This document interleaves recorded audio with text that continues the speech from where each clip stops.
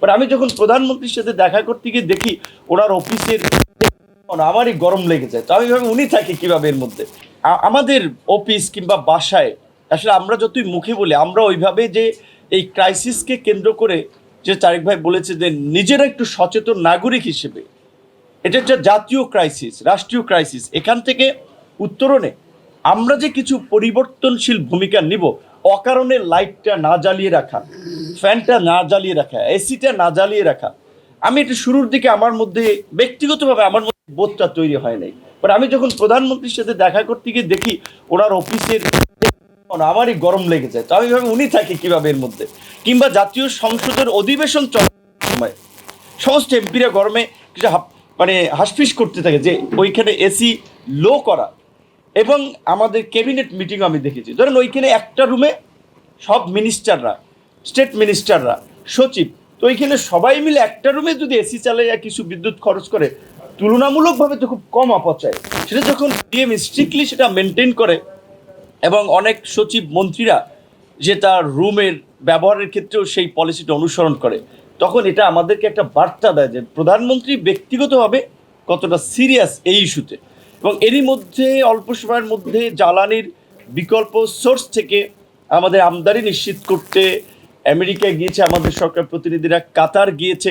এখন ধরেন কিছু কথা, এটা 5-7 বছর থেকে এই আলাপ আলোচনাগুলো আসছে, এর সত্যতা আছে। আমাদের সিস্টেম লস কিংবা আমাদের নিজস্ব গ্যাসের অনুসন্ধান কিংবা আমাদের স্বাধীনতা সার্বভৌমত্বের মতো আমাদের একটা জ্বালানি মানে নিরাপত্তা আমাদের সার্বভৌমত্বের জন্যই প্রয়োজন, আমাদের অস্তিত্বের জন্যই প্রয়োজন। সেই পলিসিটা তো বিগত সরকারে যারা ছিলেন তারা এত বছরে নেয় নেই। এই ব্যাধিটা বা চূড়ান্ত তার ড্যামেজটা বিএনপির আমাদের ফার্স্ট গভর্নমেন্টের সময় এটা ধরা পড়েছে।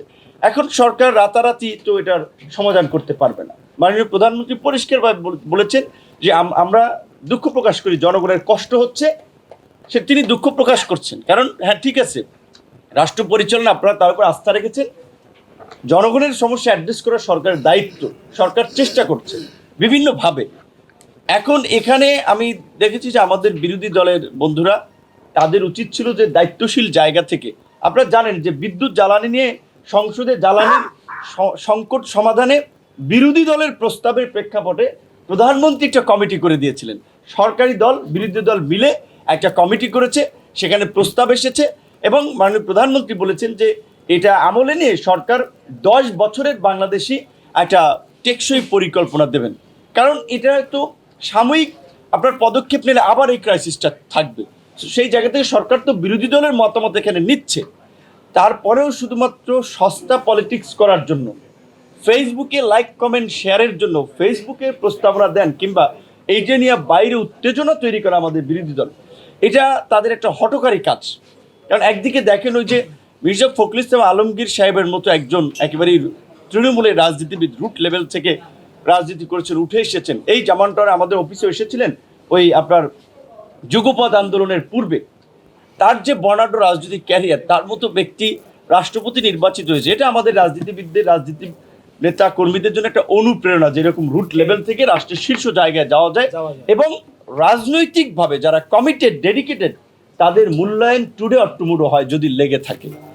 সেখানে তিনি রাষ্ট্রপতি নির্বাচিত হয়েছেন, সেখানে পুরানো 70 নম্বর অনুচ্ছেদের আলোকে রাষ্ট্রপতি নির্বাচিত হয়েছেন। তো এখন আমাদের এই জুলাই গণ অভ্যুত্থানের স্পিরিটের আলোকে সংবিধান সংস্কার বাস্তবায়নের জন্য সংবিধান সংস্কার একটা কমিটি সরকার করে দিয়েছে। সংবিধানে আমরা নির্বাচনে অংশ নিয়েছি বিদ্যমান সংবিধান অনুযায়ী। এনসিপি কিংবা ইন্টারিম গভর্নমেন্টের সময় যদি তারা সংবিধানকে পোস্টপন্ড করতো, তাহলে তখন ভিন্ন প্রেক্ষাপটে বিভিন্নভাবে সিদ্ধান্ত নিয়ে অনেক সিদ্ধান্ত বাস্তবায়ন করা যেত। সংবিধানের মধ্যে ঢুকে যদি আমরা সংবিধান না মানি, তাহলে তো আসলে এটা মানে একটা সঠিক হয় না।